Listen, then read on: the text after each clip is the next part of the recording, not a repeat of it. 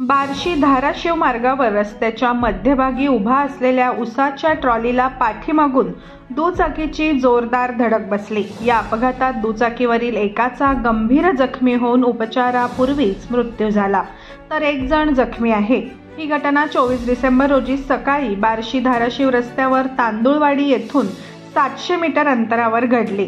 3 दिवसांपूर्वीच याच परिसरात बस आणि दुचाकी अपघातात 3 तरुणांचा जागीच मृत्यू झाल्याची घटना ताजी असतानाच ही दुसरी घटना घडल्याने हळहळ व्यक्त होत आहे। अमीर मुबारक सय्यद वय वर्ष 28 राहणार खाजानगर बार्शी असे मृत्यू झालेल्या तरुणाचे नाव आहे। सोहेल शकील खान वय वर्ष 20 राहणार बार्शी असे जखमी झालेल्या तरुणाचे नाव आहे।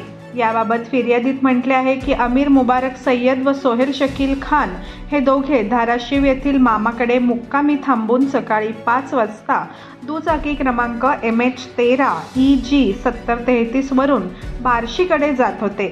तांदुळवाडीपासून 700 मीटर अंतरावर ते आले असता रस्त्याच्या मध्यभागी उसाने भरलेला ट्रॅक्टर क्रमांक MH13 AJ 5961 पाठीमागील ट्रॉलीला पाठीमागून त्यांच्या दुचाकीची जोरदार धडक बसली।